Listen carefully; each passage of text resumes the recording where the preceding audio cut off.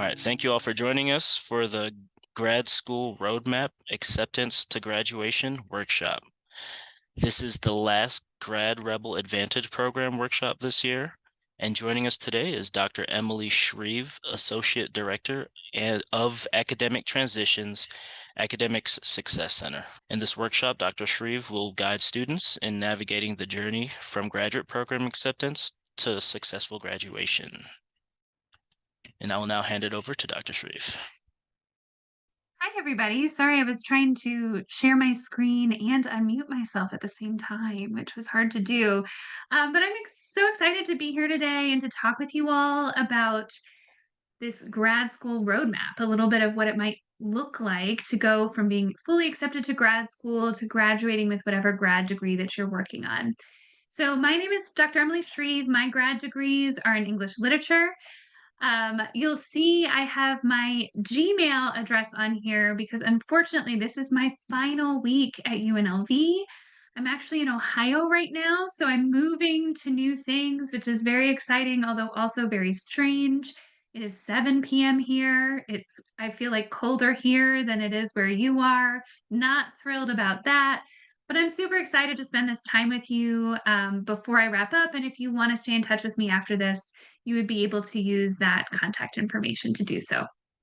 So, I am going to ask you, you don't have to share this necessarily, but I want to know what your path was to considering graduate school, or if you already are in graduate school, like what brought you to be there. So you could, if you're a tactile person, I really encourage you to like pull out your piece of paper if you have one near you, or just think about what you would draw if you would draw something. But what brought you to the point of even considering grad school in the first place? And I will ask for just a couple of people, maybe one or two people to share if possible. Okay, feel free to put this in the chat or to unmute yourself and share. But what was your path like to get to the point where you would even consider being in grad school, to get to the point where you would be in the grad academy and you would be at this workshop? What brought you to that moment? I can speak. For me, it was just like it was a 5-year gap uh, before I went into grad school. And I just decided to make that transition because of just, I guess, where I was in life. I didn't see enough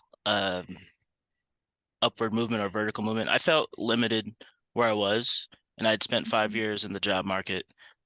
And so I was like, all right, like, because I didn't want to go back. Like, I concede, and I went back, and now I'm here. Thank you for sharing that.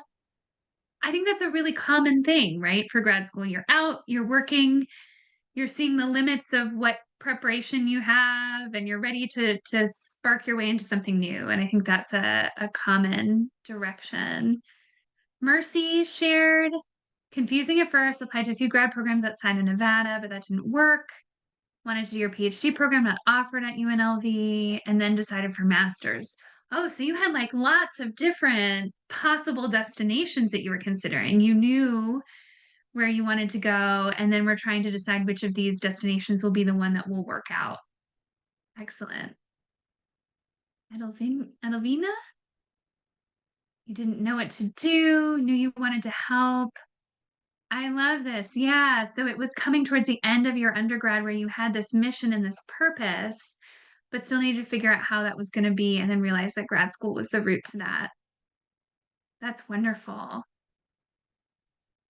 I am a rare person. I did realize I wanted to go to grad school before I even started college, but that's just because I knew I wanted to teach and I knew I wanted to teach books.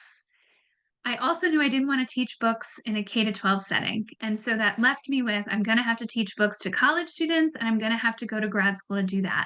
I don't think I really knew what grad school meant. I don't think I knew, what that would look like, but I knew that was going to have to be the next step to be able to teach in college. So that was sort of where my journey started. Awesome. Thanks everybody for sharing. I really appreciate that. I asked that because I wanted to emphasize that everyone's path is different. So, as we talk through this workshop, I'm going to make some suggestions, I'm going to share some tips. I have some ideas for you for making the most of your experience, whether you haven't started yet or you're in the middle of it right now.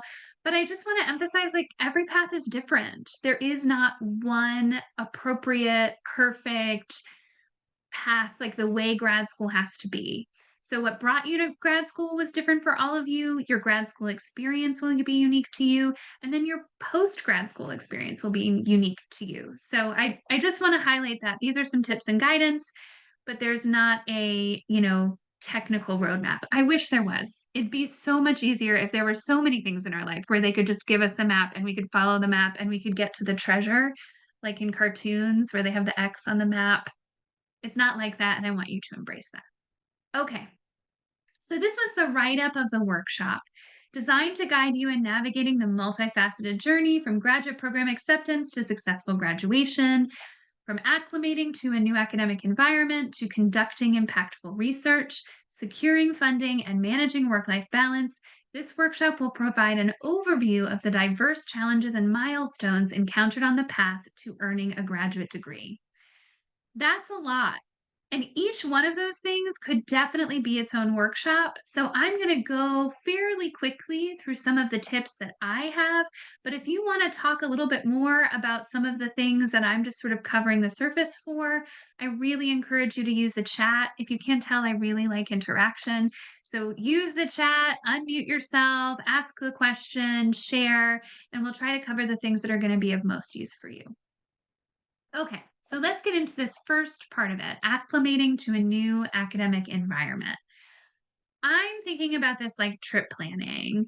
One of my favorite things to do is to travel. And I will just admit I am not a spontaneous traveler. There is a Google Doc with an itinerary with the places linked, including where we're going to eat. And I already know what I'm going to get on every single menu. Like I am a planner. And that's kind of what I'm hoping you'll consider when you start thinking about beginning your grad school journey. How can I plan this trip? What do I need to do to prepare and be ready for it?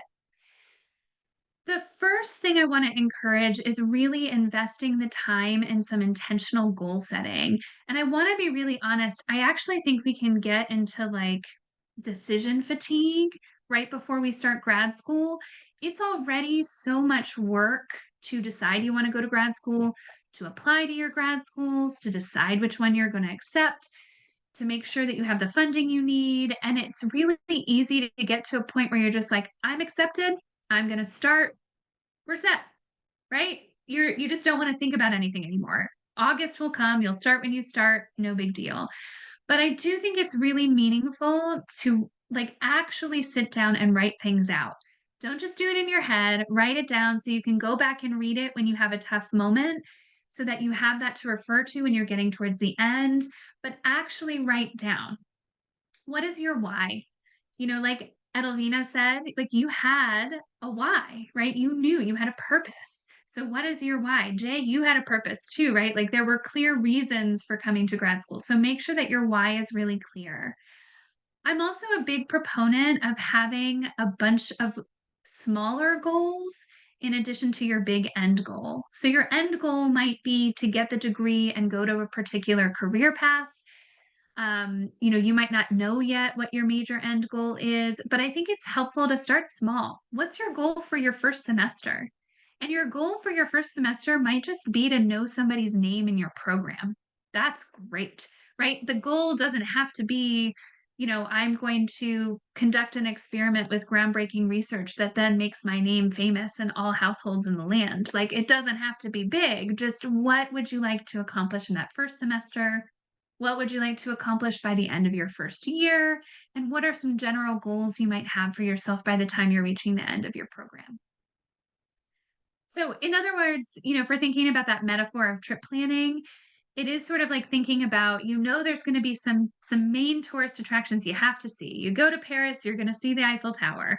Whatever your degree program is, there's going to be some things you need to do, but then there's going to be the other things that you would choose on your trip that are more unique to you and special to you that you might want to build in some time for. If you are still an undergrad here at UNLV, One resource that can help you to do that is to meet with an academic success coach. Academic success coaches are amazing. They are grad students. So, one, they're great to talk to because they're grad students here at UNLV who can provide that perspective on their grad journey. But they're also available to work with undergraduate students on a wide range of skills from time management to goal setting to building relationships with professors and faculty. And so they are great to meet with in this process. They can help you really structure your goals, think through what some of those might be. And I would super encourage you to meet with them before you graduate at UNLV and before you move on to that next phase. So I put in the link the coaching website so you can learn how to schedule an appointment if you would like to do that. Okay, next thing, build in some time for rest and rejuvenation. I think this is really important, particularly if you are going straight from undergrad. So if you've just finished 4, 5, 6 years of undergrad and you're going right into grad school, even if it's just you truly take like a week off and think of it as a vacation, I think that's meaningful. Or if you're coming for a full time job, if you've been working for a while and working full time and you're diving right back into grad school, that can also be stressful. So I think building in some intentional time to rest and to really mark the end of whatever phase is coming before grad school and mark the start of your new phase, I think that's really important. And that helps prep you for what's starting. Also, grad school, not necessarily raking in the big bucks. So, if it's possible to work a little bit and save some money and have some extra cushion for yourself as much as is possible, I highly encourage that. That's what I did. I think it only got me through one semester, but I was relieved that that semester was a little bit easier than some of the others. So, if it's possible to do some of that, that's another just really practical way to prepare. Learning the language. If you have the time and if you're excited about getting ready for your grad school experience, it might be helpful to take some time to prepare by doing some research into the key literature of whatever discipline that you're going into. So, do you know some of the major thinkers in English literature? Do you know some of the major thinkers in public health? Do you know some of the key biochem thinkers in whatever area that you want to focus in on more, taking the time to read a little bit about those people, maybe to read some of that scholarly research, read some of those books can be really useful. I know one thing I was really frustrated by when I was in grad school was we were all coming from different undergraduate programs with different levels of expectation. And a lot of our grad instructors just assume that we knew about certain people. Like, of course, Foucault's blah, blah, blah, blah, blah, or of course, this. And we often didn't. And that was hard to navigate because it sometimes felt like, am I actually supposed to be here if I don't know XYZ?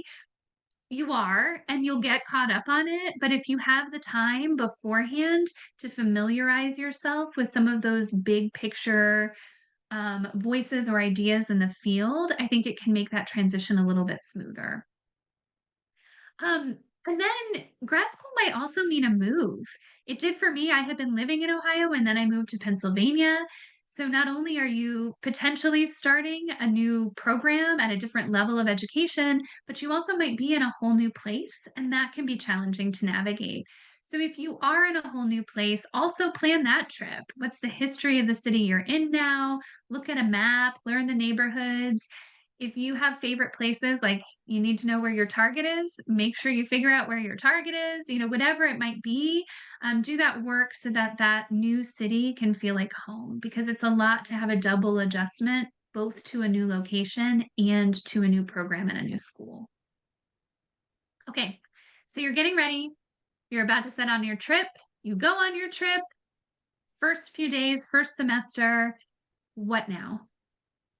I would really love to encourage you to think of yourself as an observer. I think that's super helpful because it is sort of related to like mindfulness practices of non judgment, of being able to just sort of see what is happening both within you and around you without necessarily trying to label it or structure it or interpret it in ways that might be sometimes challenging. So just observe. What are you noticing? What are you seeing? You're in a new community. What's standing out to you about that new place? You can also think about that as being a researcher, right? That's often what you're doing with your research is trying to just take things in, notice details, figure things out. So I think it's a good transferable skill. If you are staying at UNLV for your grad program, my suggestion is to find a way to make it different. That can be hard when you're working with the same faculty you've just been working with for the past 3 years. Some of your graduate school cohorts might be the people that you've been working with for the past several years. And it can almost start to feel like an extended undergraduate experience rather than a brand new graduate school experience. So I really want to encourage you to think about what can you do to make this new phase at UNLV feel distinct and specific and part of this new moment in your education. I also want to encourage you to keep a beginner's mind. I'm going to go ahead, if my computer will cooperate with me, which it might not. It's being a little stubborn. Well, I'll try to send it in a minute. But I want to share with you the Beginner's Creed. If you just Google the Beginner's Creed, you'll find it. But it is basically a reminder of what it's like to be a beginner. When we're young, we're often really good at being beginners because we're beginners at so much, right? We're learning how to read and we're learning how to do math and we're learning, all these things at school and we're learning new sports and we're just like learning all the time and we're used to that feeling. The older we get, the more that feeling is really uncomfortable. We're used to feeling like more of an expert. We're used to feeling like we really know what we're doing. So I think if you can acknowledge that it is uncomfortable to feel new at something, that does a lot to make it easier with that adjustment.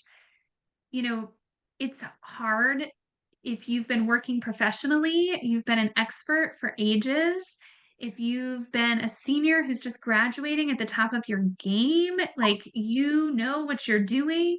So then to finally be starting in grad school and to suddenly be new again can be really discomforting. So think about you're a beginner. It's okay to be a beginner. You've been a beginner before. You then became an expert. You can do it again and just really embrace that sense of starting something new. And then I'd also encourage you early on to branch out. This is something that even my first year students in undergrad sometimes struggle with. We often have that feeling of, I don't want to branch out until I've got my foundation under me, right? I want to make sure I know exactly what's going on in my department before I connect with other grad students on campus. Or I want to make sure that I've got good relationships with my faculty before I get involved with other kinds of clubs or organizations. But the error there is actually branching out and being involved on a wider level can do so much to help us when we hit the trouble points, which are inevitable to happen. So that might mean being involved with the grad college and seeing the kinds of programming they offer and meeting grad students from other departments. That could be looking for professional organizations related to what you're interested in. There's lots of options. But I do think looking early on about making some connections beyond just your home department can do a lot to help you navigate the tricky parts of grad school. Okay, I feel like I've been talking so much. Any questions as of right now? I'm going to keep going, but please put one in if you've got one. Okay, so impactful research. I have research in italics with the big like interrobang symbol because I think this can be one of the things that is most tricky about grad school is you now have this expectation of learning how to do research and successfully doing research. It might look a little different at the master's level than the PhD level, but either way, there's this expectation that you're going to be involved in research. And depending on your discipline, that can feel, you know, really, really scary. So, I was an English major and you just have to do everything on yourself. They're like, go ask a question and read some books. And you're like, okay, I'm going to hope I do this right. And it's very nerve wracking. So, I have some tips to support you in working on research that is meaningful to you and that you can actually do. So, first thing, you don't have to be an expert to be a researcher. So it's kind of like writing. I think sometimes we think about writers as people who are just naturally good at writing. They know how to write, they write beautiful sentences, they're done. They're just naturally good at it. And I think it's easy to feel that way with research. There are some people that are just really good at research. They know the questions to ask, they know the materials to use, they just get it. Everybody has to be taught how to do those things. Everybody has to work on those skills. Everybody has to refine those skills. You are in grad school to learn how to research better. You're not there because you already know everything about research. You're there to learn how to research better in whatever topic or field you're working in. So just be curious, be a learner, be willing to ask for help and guidance, and remember that you're learning the process as you go. Okay, the next thing is to reflect. So I encourage you early on to have an actual, like, written down set of your goals to help guide you through your grad school journey. I want to also encourage you to have a running list of research questions and research topics. So before you even start, what are some of the things that you want to research? What are some of the things that you want to learn more about in more depth? Add new things as they come up. Be flexible.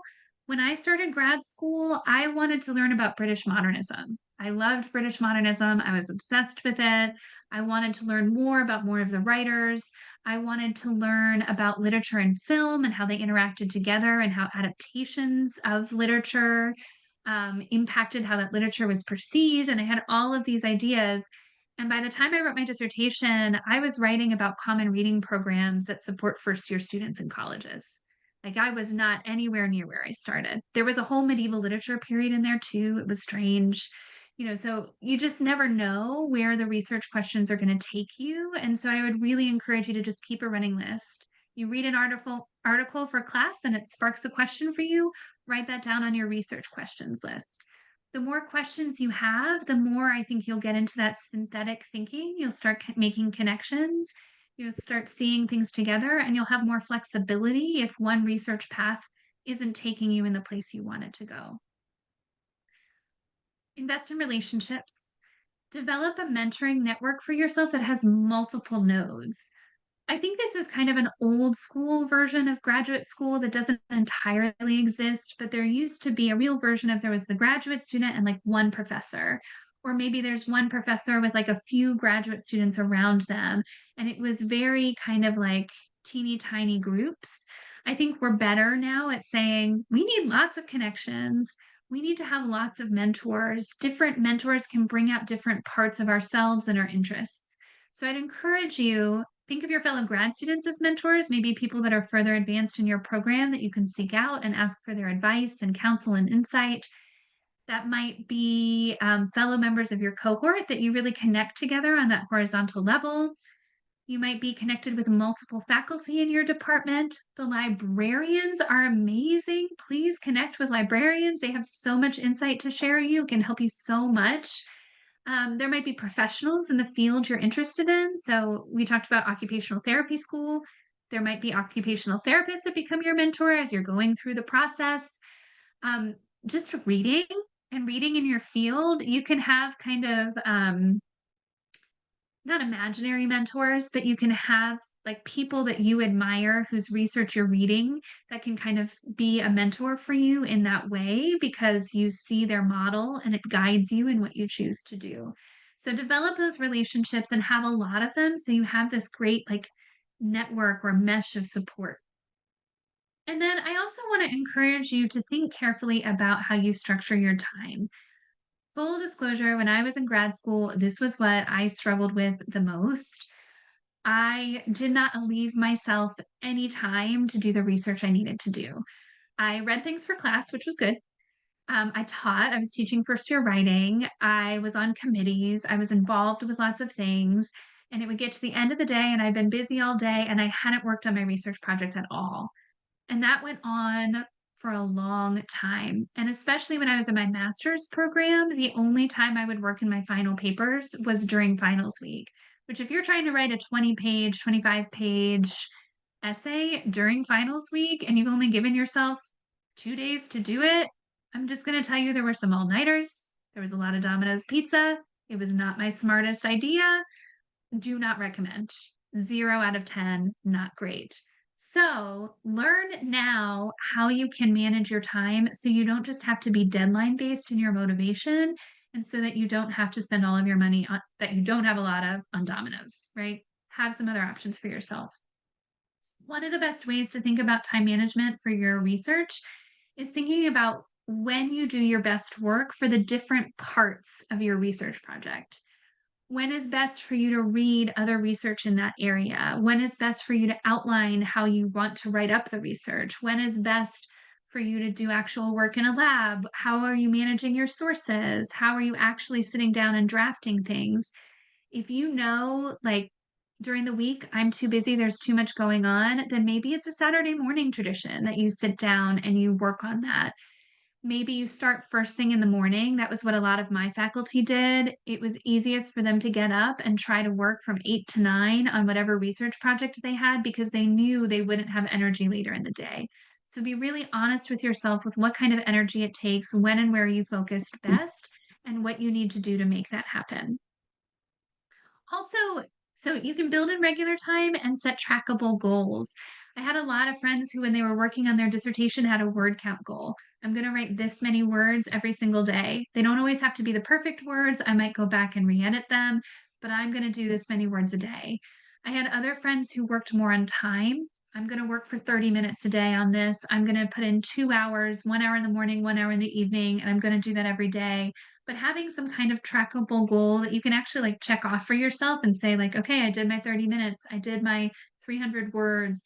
That can really help you to stay on top of any research you're doing, especially if it's research that's kind of outside of what you're doing in some of your classes or other programs that you're trying to get done. Okay, questions about research. It's hard to talk about because it can look so different in each discipline, and the support you have can be really different, but I hope that gives you some starting point. To remember you're learning to be a researcher, to reflect on the questions that excite you and engage you, to build meaningful relationships that support you, and to be really careful on how you're structuring your time. Feeling good. No burning questions about research. The heart of what you're going to be doing in grad school is engaging with the research of other people, of thinking deeply with the research of other people, and thinking about your own kind of research and how you're going to contribute. That's a big part of the experience. And so I think that this is where you'll find a lot of your time and energy is spent. You're also going to spend time thinking about money and how you can get money and how you can have money. I wish that I had kind of like I want that roadmap, like the treasure map with the X. I wish I could tell you that there's like some secret pot of money for grad students and all you have to do is get to that spot and you're good to go. There's not, but I do have a couple tips for you. The first is to do everything you possibly can to find a graduate teaching or research assistantship. If you are an undergraduate and you haven't heard of those, these are opportunities where you are paid to work in some way on campus or in your department, maybe as a research assistant, helping a professor do their research, a teaching assistant, helping them teach a class, or just a general kind of graduate assistant role. You often have a number of your credits covered for your tuition, and you will often get a stipend that will bring in a certain amount of funds. This is the best thing that you can have to relieve some of the financial pressure that you might face in grad school. It does require about 20 hours of work a week, and that can be tough when you're taking a bunch of classes and you're doing that kind of work to build in those 20 hours. But it's really worth it because of the financial support it gives you, because of the practical experience it gives you, often in the area of your focus, and because of the way in which it just helps you structure your time a little bit more and connect you with new communities. At UNLV, many of those graduate assistantships are listed on Handshake, so I would encourage you to look there, and look there regularly.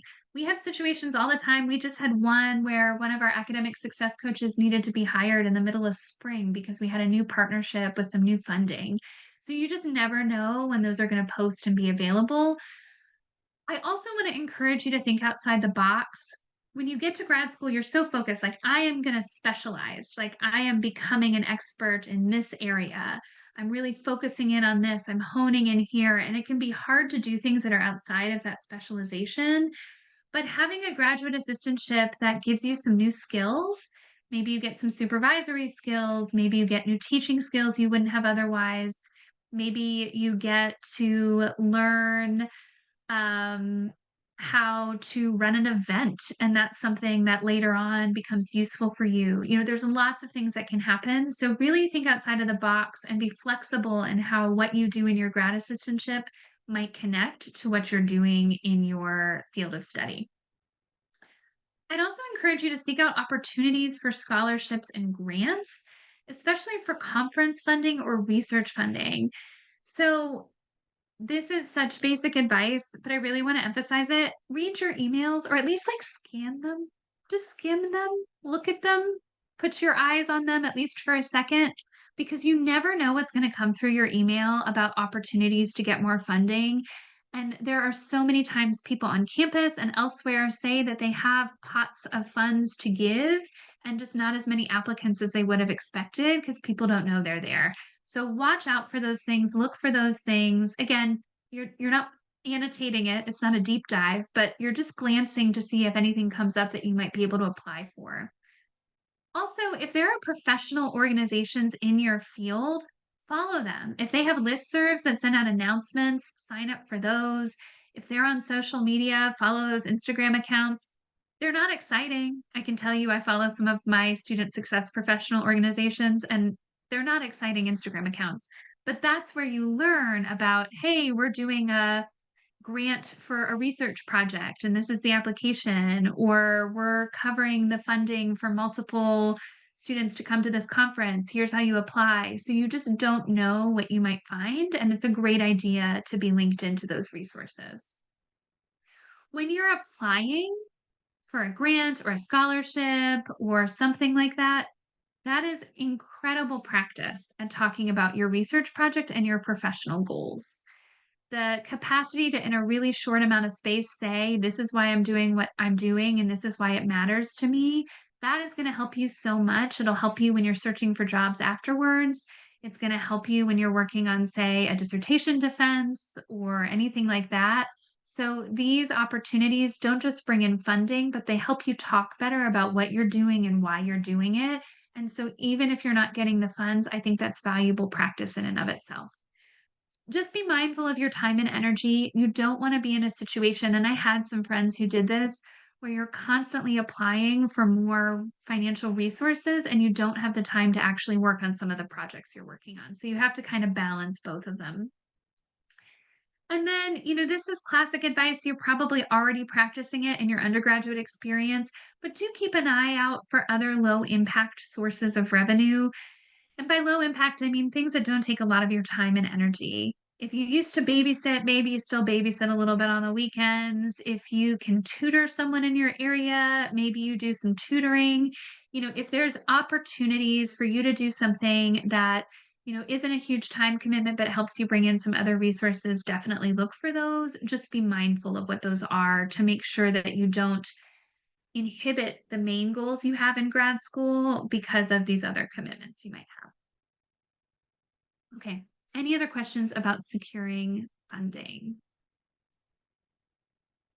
Also, again, this is probably something that you also learned in undergrad, but applying for things at UNLV, you typically have more, or wherever you're going to grad school, you probably have more a chance of getting than the national ones. So if you're putting your time and energy into something, the local is often a higher yield, a higher chance of getting those funds than some of those big national that, hundreds of thousands of people are applying to. Work-life balance. Okay, here's my favorite tip about this. Somebody said this to me in my first year at UNLV, actually. I had never thought about it before, and it transformed my thinking. Balance is not equivalent to stability. So think about if you're actually like walking on a balance beam, or you're trying to balance like you're doing a yoga pose, like the tree. You're not perfectly still. You're constantly like you're wiggling a little bit, your body's constantly adjusting, you're having to make moves to keep yourself balanced. That's what balance actually is. There are going to be moments in grad school and in life where you do not feel balanced at all. That is the reality of it. You're going to feel like, oh my goodness, I've been reading all of this scholarship, all of this research for days. And honestly, I don't remember the last time I've seen a person's face. Maybe I need to go see someone's face, right? That can happen. Um, that is okay. So think about balance long term and think about balance as something you're constantly making adjustments for. I know our Asia knows this because she's my graduate assistant right now and we talk all the time. But, sometimes what happens is you realize you've been totally wrapped up with school and you need a break. You need to take a break where you truly do nothing for a couple days. Sometimes it's the opposite.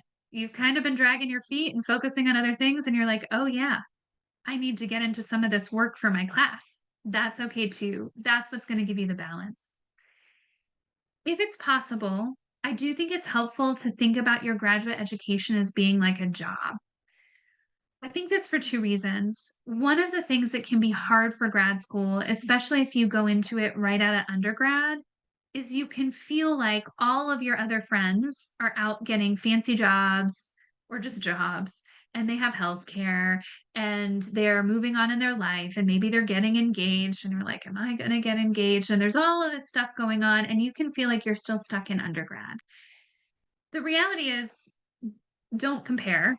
Things are different. I think as Jay can tell you, it's not like things are perfect and wonderful out there in the job market either, right? So, things don't compare. But I think if you think of your grad school experience as being a professional experience, you are an apprentice. You are learning a field. You are a young professional in an area. That I think helps make it feel less like you've just extended your undergrad and more like you are starting your career. And this is the step to do that. So I think that helps psychologically, but it also helps to think about it like a job because if you put in 9 to 5 and 40 hours of work pretty consistently, you're going to stay on top of most things and you're going to realize that you do have time to do social things, to do other hobbies and interests, and to connect with people. There might be some busy weeks, especially towards finals, where you have to kind of batten down the hatches and get some things done. But I think really devoting regular structured time can help you maintain that balance. You're also more than your grad program and your career goals. So maintain other interests and hobbies, build in regular time with the people that you care about, cultivate and maintain other options and identities. If you weren't doing this, what else would you do? What skills are you building that you could use in anything you do in the future? What else excites you? If I wasn't a student success professional, I would definitely be a vacation planner for people. I think it would be so much fun. I'm not. I'm gonna keep trying to work in student success, but it helps me to remember that I have these other things I'm interested in, and so it allows me to feel myself as a full person, not just as a person in a particular niche. Nourish your mental and physical health and your well-being. Build in regular time to take care of yourself. Watch your thoughts. Remember that you are still growing. You don't yet have the skills. That's what you're in school for, is to build those skills. So remember that, hold on to that. Um, be mindful of imposter syndrome. If you've been into grad school, like, you had to apply. They accepted you. They chose you because of what they saw that you have to give. So hold on to that in those moments you doubt whether you can do what you were there to do. And then balance self-soothing and self-care. So self-soothing is when you do something that doesn't really have any long-term impact, but it just helps you manage whatever emotions you have at the time. You have a grad class, it annoyed you, you felt like you didn't give a good answer to something, or you were frustrated by something, and so you just binge watch Vanderpump Rules. That's fine, right? That's self-soothing. You needed to just let yourself do something else. Self-care, though, is I keep putting off working on this paper for my class because I'm anxious about it and I'm not entirely sure how to do it. I need to go to office hours for this professor and ask some questions so I can actually get started on this and not have this stress hanging over me. Right? So self-soothing is temporary escape to help you regulate. Self-care is making sometimes tough choices to care for yourself in ways that help you meet your long-term future goals. So balance both of those. Okay. Anything about work-life balance? Again, these all could be full workshops in their own right. Okay, so here's what you're doing.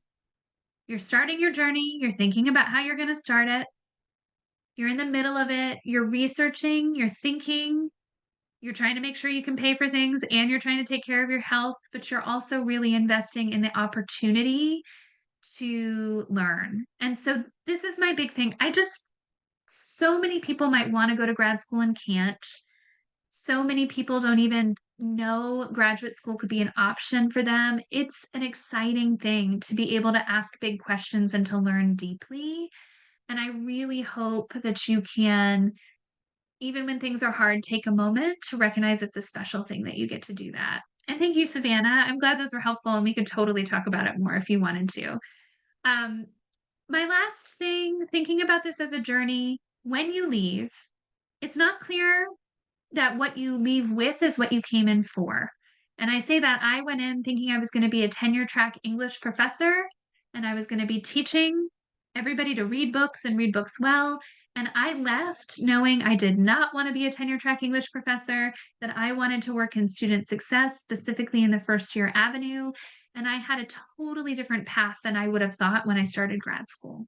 So, where you end might not be what you thought when you started, but there are some things that I think you can leave with. And these are my suggestions, that by the time you're finished with your grad school experience, you have one fun research story, which doesn't mean that you research something successfully. It could be like, I had a terrible, like, I thought I had a great idea, and then I found somebody had just published on it like 2 months before, like whatever, but a research story that is unique and interesting in your own, that you have some kind of new research question or topic. You're not done. It's not like you finish grad school and you know everything about everything, although it does kind of feel like it because you are reading so much and doing so much. There are these moments where you're like, I know so much about the world, but you don't. You don't know everything about everything. So remember that and maybe have a new idea of something else to explore. Maybe have an intellectual crush. Somebody whose work you're like, wow, that person is amazing. That could be a real person on campus, but it could also be somebody whose work you read and study, and you're like, wow, how cool was that person? I think it's fun to leave with a cocktail party fun fact. I don't know if people actually do cocktail parties anymore. I feel like people talk about them, but I have never been invited to one. But the general idea, if you're out and about at a social event and you have the opportunity to just share something, what's going to be your cocktail party fun fact? Try to identify two transferable skills, skills you learn from your experience that you could use in any job or in other areas of your life that are totally separate from the discipline specific things you might be working on. Hopefully, you leave with at least three new mentors or professional connections, three possible directions for future career paths. This was an advice from my graduate school mentor, my dissertation advisor, that you should always have a three-pronged approach to your job search. So I looked for jobs in orientation, I looked for jobs teaching first year seminars, and I looked for jobs teaching first year writing because I had planned and I was able to work in all three of those areas. Yours might be super different, but I think it is helpful to have sort of three different avenues that you could explore that would satisfy you, that would help you build your experience, and that would take you to that next level. And then an unexpected souvenir, whatever that might be. So those are my tips. I hope you have fun with the journey. I hope you remember it's a journey. Like most trips, there's going to be bumps along the way, but if you work on that supportive community and if you work on being centered in yourself and what you want to achieve and what your why is, I think you can manage anything that you come across. So I'll stick around if you have other questions, other things that you want to ask, if you want to talk more about work-life balance or anything like that. Otherwise, good luck wherever you are in your journey, and whatever happens next for you all. So thank you so much. And I'll just like to add one more thing before you guys all leave. Before we end today's session officially, I'd like to thank our presenter, Dr. Shreve, and for sharing their time and expertise with us today. And before you guys all log off, I have a link to a survey, workshop feedback survey, that I'm going to drop in the chat. So it would be great if you guys could, give us some feedback on that. Awesome. Thank you guys for joining. And then Shreve, again, thank you again for your information. Yeah, you're so welcome. I just put the beginner's creed in the chat too, which I mentioned, but couldn't figure out how to share when I was sharing. Cecilia, post graduating is tricky because it can just be so different for everyone. I honestly kind of want to say it's the same process. So imagine, like, take these tips that I had for starting grad school and transform some of them into that post graduation world. You're going to be a beginner again. You need to think about what your why is. You might need to identify, if you look at those three career prongs and as you look at jobs, that might help you kind of figure out what's next. Um, but it's really about becoming comfortable with uncertainty, which can be sometimes really hard. Brianne Marie, that's a good question. I would say it's the same of, thinking about how you're going to prepare. You just might need to do a little bit more work to research and read about what is the culture of graduate school in some of those other places, because it can differ a little bit. There can be some different traditions, some different expectations. Like I'm thinking of the UK, for example. I think their graduate school programs are very unique in how they're structured. They're different from a lot of American schools. So you just might want to look at some of that stuff. But the same preparation tips apply. Rest and rejuvenate, save your money, learn things about your discipline, all of that. Good questions. These are good questions. Cecilia, I wish I had a better answer for you, but I think that needs to be a whole different workshop too. What do you do post graduation? Which I assume the grad college does great things with that already. It's Yeah. all good. I appreciate the presentation and the post graduation is another level of everything. Yes.